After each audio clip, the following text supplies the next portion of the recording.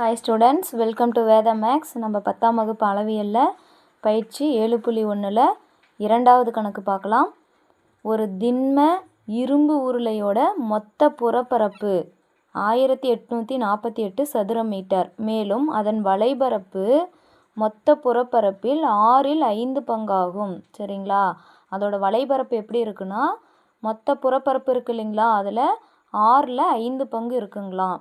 சரிங்களா? அடுத்தது, எனில் அந்த இரும்பு உருளையோட ஆரத்தையும் உயரத்தையும் நம்மளை கண்டுபிடிக்க சொல்லியிருக்காங்க. பார்க்கலாங்களா? ஒரு இரும்பு உருளையோட மொத்த புறப்பரப்பு எவ்வளோ சொல்லியிருக்காங்க? 1848 சதுர மீட்டர். உருளையோட மொத்த புறப்பரப்பு நமக்கு ஃபார்முலா தெரியும், 2πr × h+r. சரிங்களா? அடுத்தது வலைபரப்பு எப்படி இருக்குன்னு சொல்லியிருக்காங்க. இந்த மொத்த புறப்பரப்பில் 5 பங்கு இருக்குமா. ஓகேங்களா?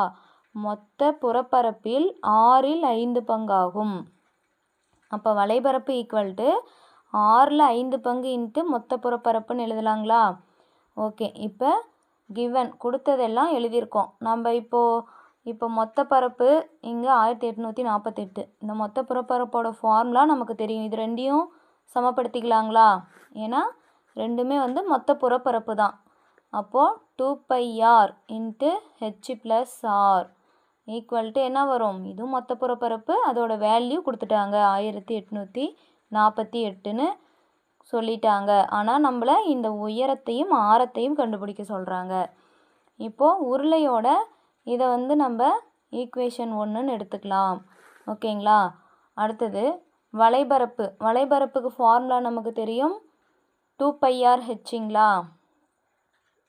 2πr/h ஈக்குவல் டு என்ன சொல்லியிருக்காங்க? 5/6 இன்ட்டு மொத்த புறப்பரப்புங்களா? மொத்த புறப்பரப்புக்கும் ஃபார்முலா தெரியும், 2πr × h+r. சரிங்களா? இப்போது இங்கே 2πr, இந்த 2πr கேன்சல் ஆயிருங்களா? ரிமைனிங் என்ன இருக்குது? h equal to 5/6 h+r. ஓகேங்களா? அந்த 2πr கேன்சல் ஆயிரும். ரிமைனிங் நமக்கு h ஈக்குவல் டு 5/6 இன்ட்டு இந்த ப்ராக்கெட்டில் இருக்கிற h+r மட்டும் இருக்கும். இப்போது வகுத்தலில் இருக்கிற 6 சமத்துக்கு அந்தாண்ட போகும்போது பெருக்கலாக மாறிடுங்களா? அப்போனா 6hன்னு மாறிடும். அவ்வளோதான். இப்போ வகுத்தலில் இருக்கிற 6 சமத்துக்கு இந்தாண்ட வரும்போது பெருக்கலாக மாறிடுச்சு. இப்போது 6h ஈக்குவல் டு இந்த 5 உள்ளே பெருக்கலாங்களா ப்ராக்கெட்டுக்குள்ளே? அப்போ 5h பெருக்குனா 5h ப்ளஸ் 5 பெருக்குனா 5 இப்போது 6h இந்த ப்ளஸ் 5h சமத்துக்கு தான் வரும்போது -5hன்னு மாறிடும். ஈக்குவல் டு 5 6hலேருந்து 5h கழிச்சுமே என்ன வரும்? 1hன்னு நமக்கு வருங்களா? 6ல் 5 போயிடுச்சுன்னா 1ங்களா? 1h ஈக்குவல் டு 5 இப்போ ஹச்சோட வேல்யூ 5 × 6 நமக்கு கிடச்சிருக்கு. இதை கொண்டு போய் நம்ம ஃபஸ்ட்டு ஈக்குவேஷன் 1 கண்டுபிடிச்சிருக்கோம் இல்லைங்களா, அதில் சப்ஸ்டியூட் பண்ணலாங்களா?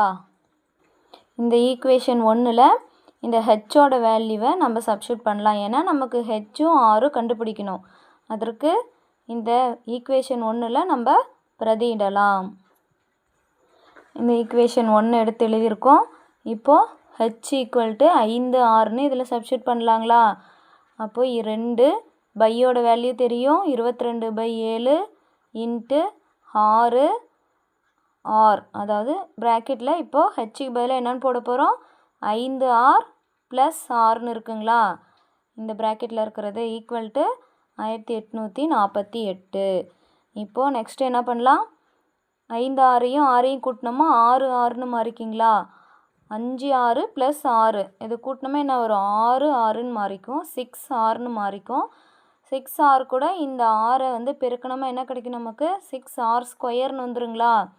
2 × 22/7 இன்ட்டு 6 இங்கே 6rன்னு வந்துடும்.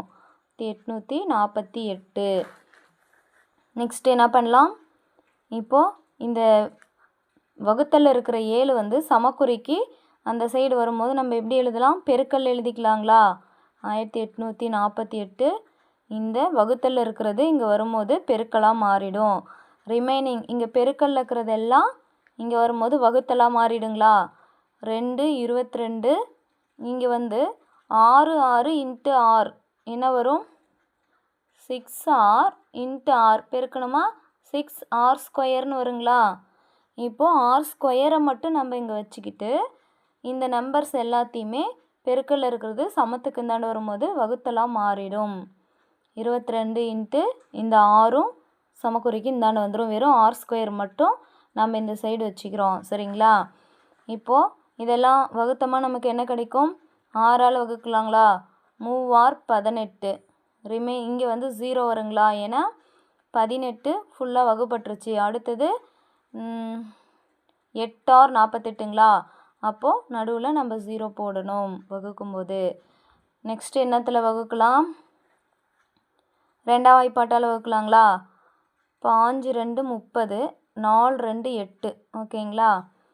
5 2 30 4 2 8. அடுத்து மறுபடியும் 2ஆம் வாய்ப்பாட்டில் அடிக்கலாங்களா. 11 2 22 7 2 14 ரிமைனிங் 1 7 2 14ங்களா. அப்போது 11ஆம் வாய்ப்பாட்டில் அடித்தா என்ன வரும்? 7 7 11 77. இங்கே ஒரு 7 இங்கே ஒரு 7 2 7 இருக்குங்களா. r² = 7 7 49ங்களா. இப்போது நமக்கு ஆரோட வேல்யூ தான் வேணும். அப்போ என்ன பண்ணலாம்? நம்ம ஆரோட வேல்யூ வேணும்னா 2 சைடு வர்க்கமூலம் எடுக்கலாங்களா. வர்க்கமூலம் எடுத்தால் ஸ்கொயரும் ரூட்டும் கேன்சல் ஆயிரும். வெறும் ஆரோட வேல்யூ மட்டும் வரும். இந்த 49 எப்படி எழுதலாம்? 7² எழுதலாம். ரூட்டும் ஸ்கொயரும் கேன்சல் ஆகிடுச்சின்னா வெறும் 7ன்னு மட்டும் வரும். சரிங்களா. 7 2 டைம் பெருக்கும்போது 49ன்னு வரும். அப்போ இதோட ரூட்டு 7. ஆரோட வேல்யூ நம்ம கண்டுபிடிச்சிட்டோம். நெக்ஸ்ட்டு நம்ம என்ன கண்டுபிடிக்கணும்? உயரம் கண்டுபிடிக்கலாங்களா. உயரம் நம்ம இங்கே என்ன h = என்னன்னு கண்டுபிடிச்சிருக்கோம்?